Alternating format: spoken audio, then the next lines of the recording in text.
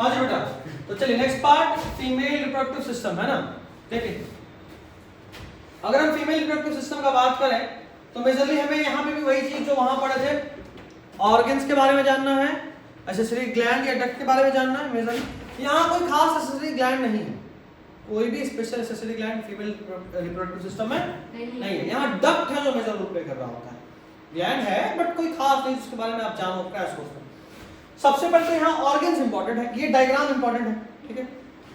देखो सबसे पहले ये वाला पार्ट क्या नाम है इसका,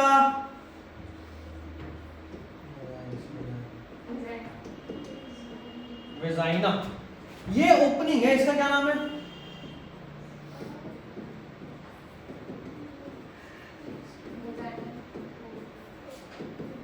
opening vaginal orifice.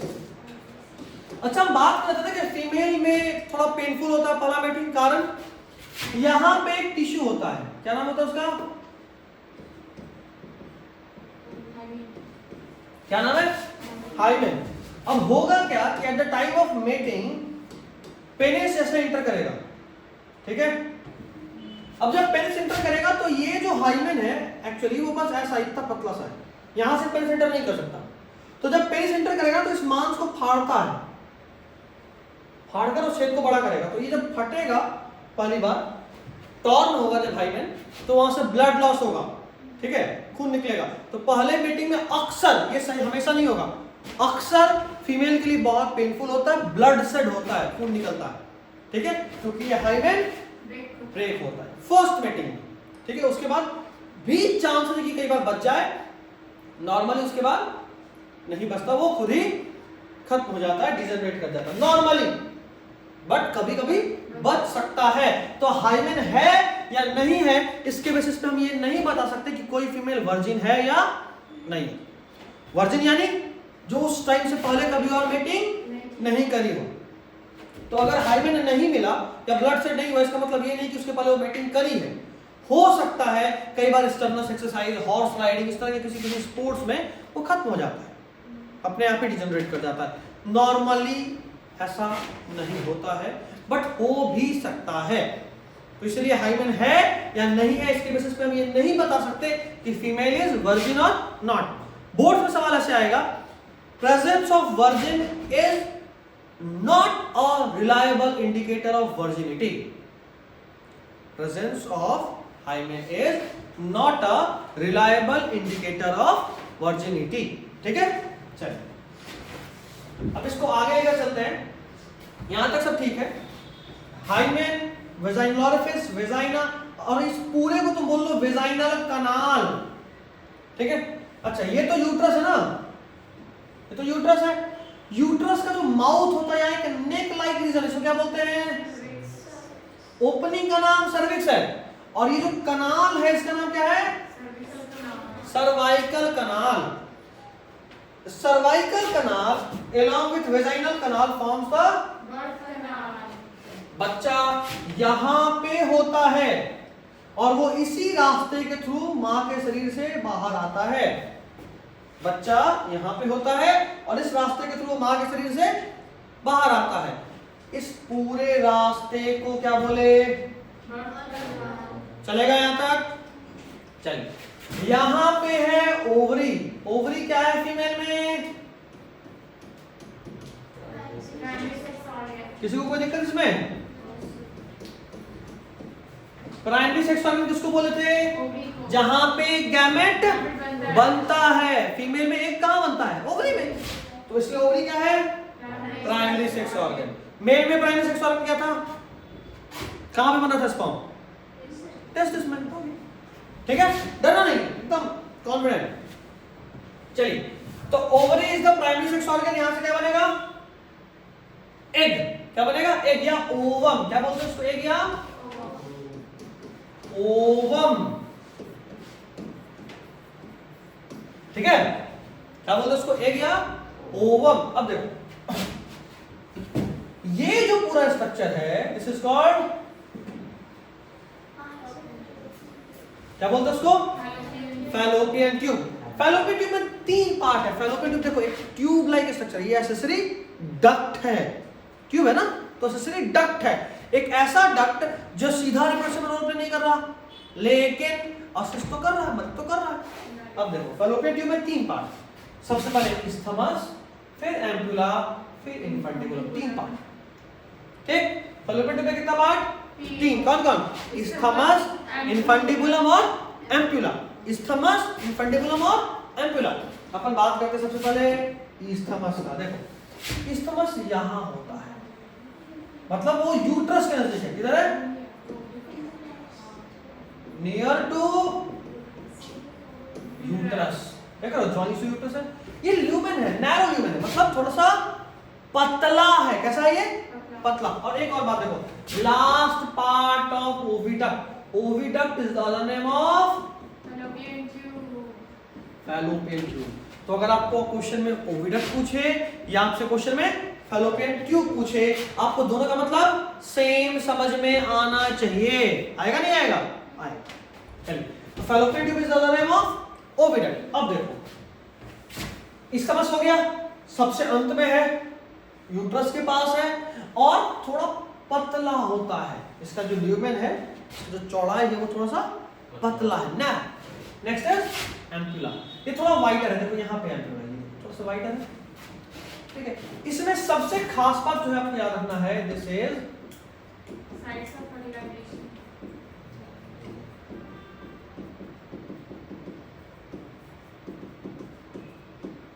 This is site for fertilization, यानी एम्पुला में ही स्पर्म और एग फ्यूज करते हैं। एम्पुला में ही स्पर्म और एग फ्यूज करते हैं, ये इंपॉर्टेंट है, याद रखना है। एम्पुला में ही स्पर्म और एग फ्यूज करते हैं। कोई दिक्कत? चलिए नेक्स्ट इन्फंटिबुलम। ये फनल, फनल यानी एक ऐसा ग्लास की तरह है। इन्फंटिबुलम ये है, ये वाला। जूम कर दो।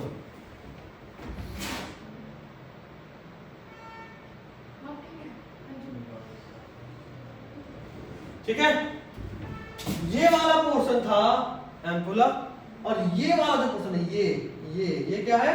इन्फंटिबुलम। इन्फंटिबुलम। इन्फंटिबुलम में कुछ फिंगर लाइक स्ट्रक्चर दिख रहा है, इसको क्या बोलते हैं? कोई दिक्कत?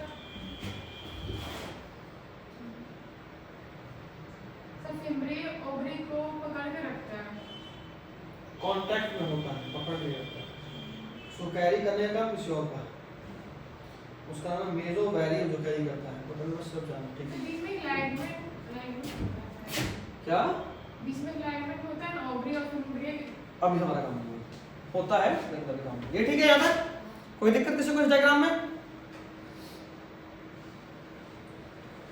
चलिए अब बात करते हैं एक्सेसरी डक्ट का। एक तो ओविडक्ट, जिसका हम यहाँ बात कर रहे थे, फैलोपियन ट्यूब 10 से 12 सेंटीमीटर का होता है, ओवरी से यूट्रस तक जाता है। फर्टिलाइजेशन कहाँ पे होता है? एम्पुला। वापस वही पोस्ट बात, अगर हम अंदर में पूछे तो एम्पुला, बाहर से पूछते तो क्या बोलेंगे? Fallopian tube. फैलोपियन ट्यूब अगर हम मान लो पूछ दे ऑप्शन में, फैलोपियन ट्यूब ऑप्शन दे, ओवरी दे, सर्विक्स दे, वजाइना दे, तो कहाँ होता है? फैलोपियन ट्यूब में। और अगर फैलोपियन ट्यूब में स्पेसिफाई करके पूछेगी कहाँ, तो क्या बोलेंगे? एम्पुला। कोई दिक्कत? इधर किसी को कोई दिक्कत? तुम एक सेक्शन हो, हमको पता दिक्कत है, तुम बस सुनो और मानो कि हाँ होता है। ठीक है, बस मान लो, रख लो। हम वो जान रहे हैं, बट तुम बहुत नहीं समझ पा रही, अच्छे से नहीं समझ पा रही। अच्छा ऐसा, ठीक है। ईगो पे लो और नंबर ला कर दिखाओ, ठीक है, तब मान लेंगे। ठीक है, समझ में नहीं आ रहा है बोलने का कारण है कि तुम इन्वॉल्व नहीं हो पा रही हो क्लास में। इन्वॉल्वमेंट समझते हो? जब हम क्लास में चल रहे होते हैं तो पूरा क्लास एक पेस में चल रहा होता है, सब लोग एक साथ बोल रहे होते हैं, सब लोग एक साथ समझ रहे होते हैं, सब लोग एक साथ मंडी हिला रहे होते हैं। तुम उससे अलग हो, मिक्स नहीं हो पा रही उस क्लास में, इसलिए नजर बार बार तुम्हारे में जाना है। ठीक है, चलिए कोई दिक्कत इसमें? Next is uterus. ये है यूट्रस। ठीक, यूट्रस इन्वर्टेड पियर शेप्ड मान ले, इतना इंपॉर्टेंट नहीं है। यूट्रस को क्या बोलते हैं? यहीं पे बच्चा इम्प्लांट होता है। यहाँ पे क्या होता है? इम्प्लांटेशन का मतलब क्या? बच्चा मां के पेट से अटैच, पेट यानी यूट्रस, एब्डोमेन पेट में जाकर पच जाएगा, वहां नहीं होता, यूट्रस में, पेट में बोलने का बात हो, बच्चा मां के यूट्रस में अटैच होता है। अगर बच्चा यहाँ इम्प्लांट होगा तो उसको बोलेंगे प्रेग्नेंट, प्रेगनेंसी। और अगर बच्चा यूट्रस के अलावा और कहीं इम्प्लांट हो गया तब उसको बोलते हैं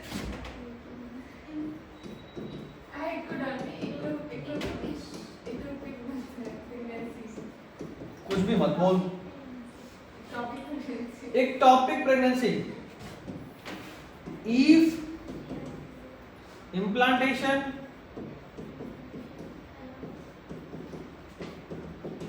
occurs at any place other than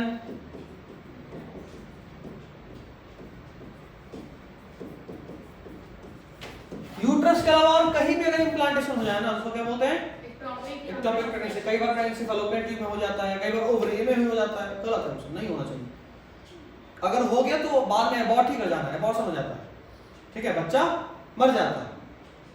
normally नहीं, इम्प्लांट एक सेकंड के लिए भी निकाले तो बच्चा वहीं पे खत्म, वो तो सांस भी मां के पेट से ही ले रहा है ना, वो सांस भी ले रहा है मदर के बॉडी से, तो अगर एक सेकंड के लिए भी वहां से निकाले के अगले जगह लगाए तो मर गया। प्लेसेंटा के थ्रू तो नहीं होगा, वही तो बात है, अगर हम यहां से उठा के यहां लाएंगे तो प्लेसेंटा हटाना पड़ेगा ना, प्लेसेंटा रबर थोड़ा ही खींच के ले आया, समझ रही बात? खैर, ये जो यूट्रस का वॉल है ये 3 लेयर का बना होता है।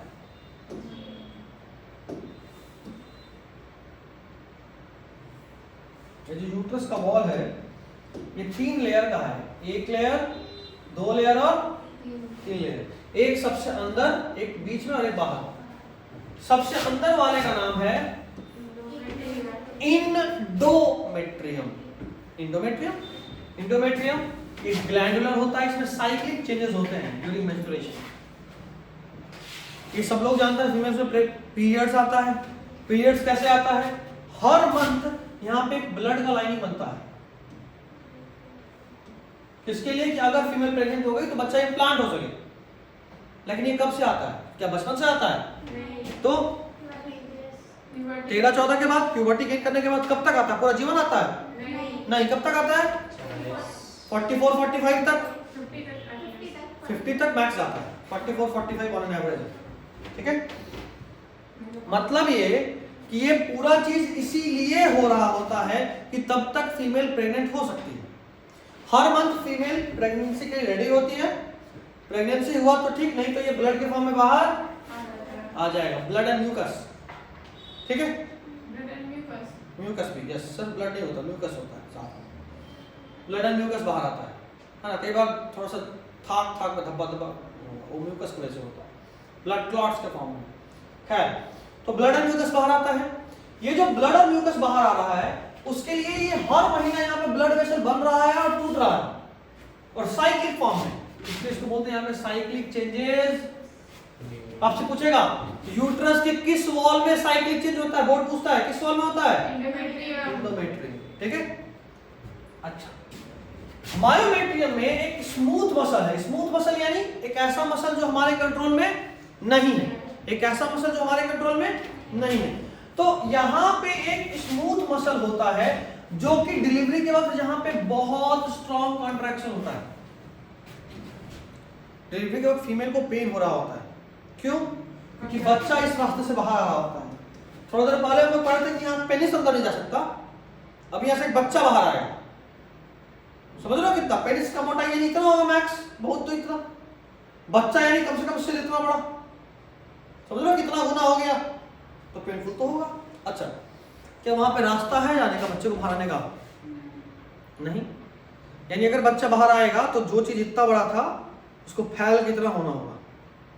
अच्छा, इसे फिर ही नहीं, यहाँ पे एक हड्डी होता है इस तरह का, ऐसा होता है, अगर कभी स्केलेटन सिस्टम देखे हो तो हड्डी होता है, वो हड्डी असल में उसमें इतना गैप होता है, वो गैप ऐसे फैलता है, हड्डी फैलता है, मतलब समझो यहाँ पे 2 हड्डी है, दोनों हड्डी जो इतना गैप उसको इतना फैला रहे हैं, दर्द होगा।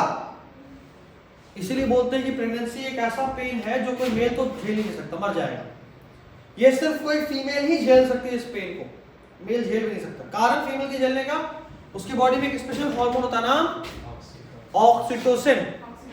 ये ऑक्सीटोसिन उसके बॉडी में खासकर प्यूबिक एरियाज को, इस एरिया को खासकर थोड़ा सा सॉफ्ट कर देगा। लकड़ी अगर हार्ड है तो सीधा जरा भी फैला हुआ टूट जाएगा, लेकिन अगर कच्चा है, दातुन अगर कच्चा हरा रंग का है डंडा, तो तोड़ते रहो, घुमा तो जल्दी टूटेगा नहीं। तो फ्लेक्सिबिलिटी होने से वो टूटता नहीं है, फैलता लेकिन टूटेगा नहीं, थोड़ा सॉफ्ट कर देता है।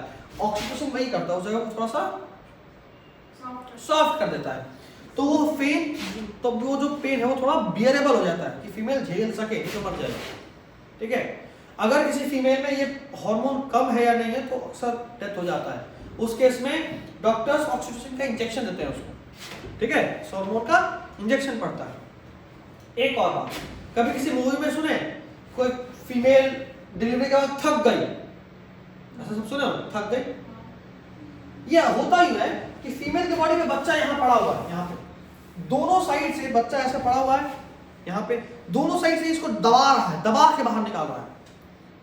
तो हम बाहर से पेट नहीं दबा रहे होते, तो उसका बॉडी दबा रहा होता है। कैसे? ये वाला मायोमेट्रियम। मायोमेट्रियम बहुत ज्यादा जोर से कॉन्ट्रैक्ट करता है, इतना जोर से कि बच्चा बाहर ढकलाए। कभी कोई जन्म लिए हुए बच्चे को देखा थोड़ा नीला कभी कभी पड़ जाता है, कभी देखे? रेड तो नहीं, कभी कभी ब्लू ब्लू लाइनिंग या निशान पड़ जाएगा, कहीं कोई कोई जगह एकदम ब्लू हो जाता है पैर में या हाथ में, कहेंगे देखे ऐसा? देखिए, कारण यही है। आप सोचो ना, कोई तुमको बहुत जोर से हाथ दबाए, तुम्हारा हाथ ब्लू हो जाएगा। तो बच्चा इसलिए ब्लू हो जाता है, इतना जोर से यूट्रस दबा रहा होता है कि बच्चा का शरीर नीला पड़ गया। तो फीमेल में कितना फोर्स लग रहा होगा, सोच लो। अच्छा, एक तो ये फोर्स का बात। अब जाहिर सा बात है, हमको हड्डी घसकाना है तो फोर्स तो लगाना ही पड़ेगा ना, उतना जोड़ का। तो जोड़ के फोर्स की वजह से ही बच्चा बाहर आ रहा होता है। और वो कौन कर रहा है?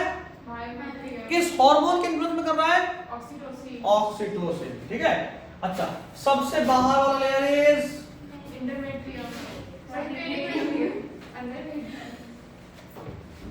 अगर आपसे पूछे, अच्छा ऑक्सीटोसिन इस पे काम करता है, ये जो डिलीवरी पे स्ट्रॉन्ग कॉन्ट्रैक्शन हो रहा है ना, इसकी वजह से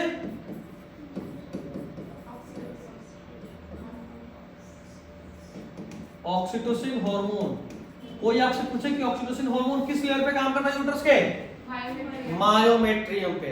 वाइल्ड कॉन्ट्रैक्शन कराता है, वाइल्ड यानी एकदम पागल की तरह, इतना जोर से कॉन्ट्रैक्ट हुआ कि जान निकालने वाला पेन। ठीक है, बहुत स्ट्रॉन्ग। कोई दिक्कत तमें? सी सेक्शन समझ रहे, ऑपरेशन है। ऑपरेशन में दर्द महसूस नहीं होता, सही बर्बाद हो जाता है, लेकिन ठीक है, वो 10, 15, 20 या 1 घंटे का दर्द से पूरा जीवन का प्रॉब्लम को कंपेयर कर लो।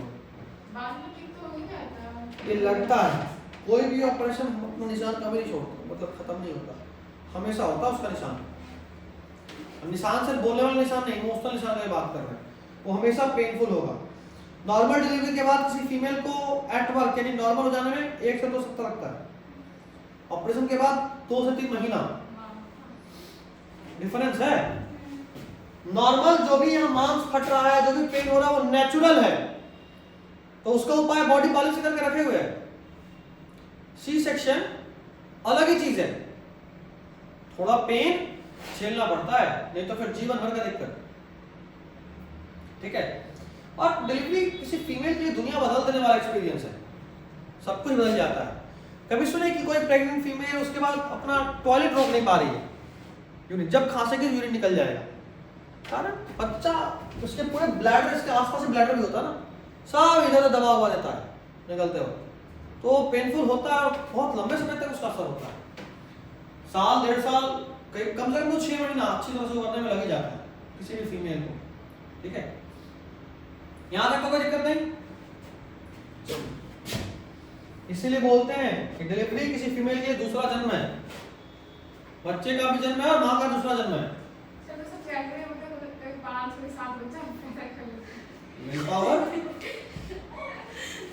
Will power mentally strong, will power बोलता हूँ, मेंटली स्ट्रॉन्ग। और ये पेन मेजरली जो बाकी सारा पेन है ना वो बस पहली बार के लिए, दूसरी बार से पेन बहुत कम हो जाना है उसके मुकाबले, क्योंकि सब कुछ पहले स्ट्रेच हो जाएगा, है ना। पहली बार वाले का पेन को कभी और दूसरी बार से तो हाँ, डिलीवरी के वक्त का पेन तो वैसा ही रहेगा, सेम रहेगा, डिलीवरी के वक्त तो सेम ही रहना है, उसके मुकाबले थोड़ा ही कम, मतलब 5% 7% ऐसा, ज्यादा अंतर नहीं होना है, बाकी में तो बहुत ध्यान रखते हो। ठीक है, आगे थोड़ा सा एक्सटर्नल जेनेटिलिया का बात कर ले, फिर में थोड़ा सा एक्सटर्नल जेनेटिलिया का बात कर ले। पहला मॉन्स प्यूबिस, मॉन्स प्यूबिस दोनों थाइस के बीच का रीजन है, ठीक है, जिसको अपन हिंदी में पेड़ू बोलते हैं, ठीक है, कमर के ठीक नीचे, सेक्स ऑर्गन के ठीक ऊपर, ठीक है, इसी रीजन पे ऑक्सीडेशन एक्ट करके इसको थोड़ा सॉफ्ट करता है। जहां पे प्यूबिक हेयर्स होते हैं ना, बाल होते हैं ना सेक्स ऑर्गन के आसपास, प्यूबिक हेयर्स बोलते हैं उनको, ये हमारे सेक्स ऑर्गन के आसपास सराउंडिंग वाले बाल को बोलते हैं, हेयर्स को बोलते हैं प्यूबिक हेयर, ठीक है। और ये यहाँ पे फैटी टिश्यू होता है, कुशन, उसको बोलेंगे मॉन्स प्यूबिस, ठीक है, उसी पे एक्ट करेगा ऑक्सीटोसिन, इस पे एक्ट करेगा और उसको सॉफ्ट कर देगा ताकि वो थोड़ा सा फैल सके, ठीक है। लेबिया मेजोरा, इसका डायग्राम नहीं है,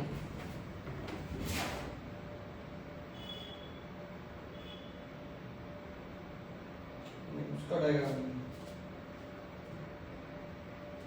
दिखाऊं क्या डायग्राम, एक बार देख ही लेते हैं।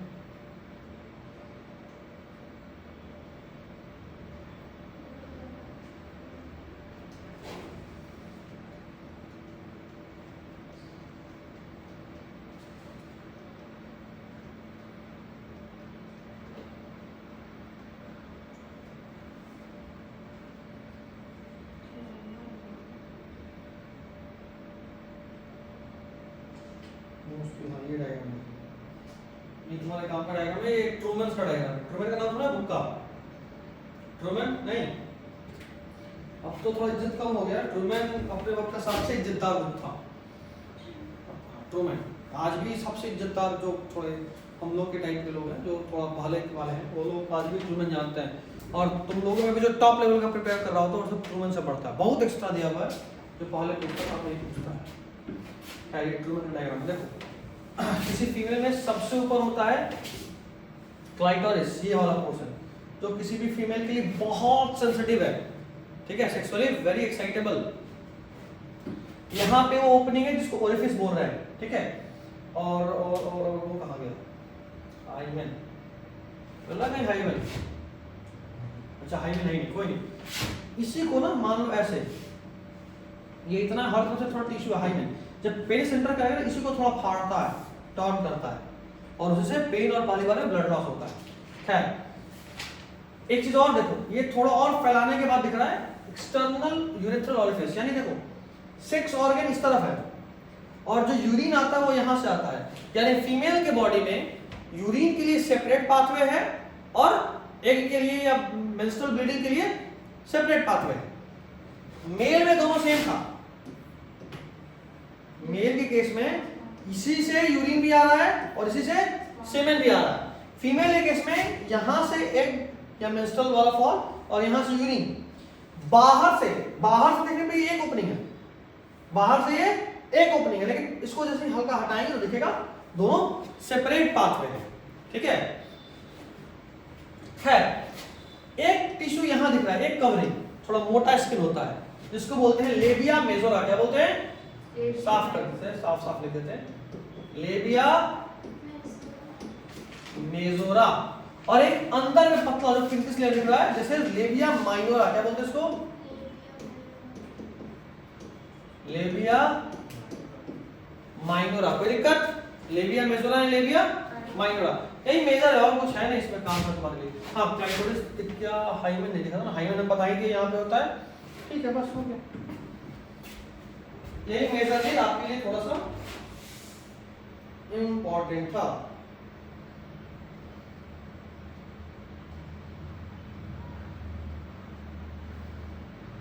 कोई दिक्कत इसमें? चलिए लेबिया मेजोरा, लेबिया माइनोरा का नाम समझ गया, फोल्ड है।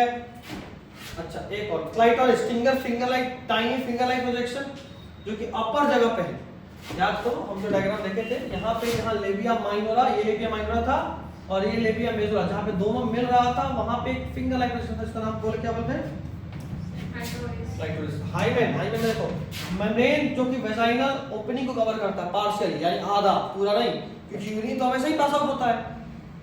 दूसरा, कोई सडन फॉल से, हॉर्स राइडिंग से, साइकिलिंग से, या कई बार टैम्पॉन यूज करती है फीमेल पैड के जगह पे, तो इन सब के से भी यूज से भी हाइमेन टॉर्न हो सकता है, फट सकता है, ठीक है। इसीलिए this is not a reliable indicator, लेकिन मे और may not be torn during first coitus, हो सकता है पहले क्वाइटस में, या हो सकता है मतलब टूटे या नहीं टूटे, टॉर्न, फटे, तो दिस कैन बी और can not be during first coitus. तो इसीलिए जो मेजर है, सो इट्स प्रेजेंस और absence is not reliable indicator of virginity, ठीक है। सर बात हम लोग कर चुके हैं, बस रीड कर रहे हैं, ठीक है ना। चलिए, this is all about female reproductive system.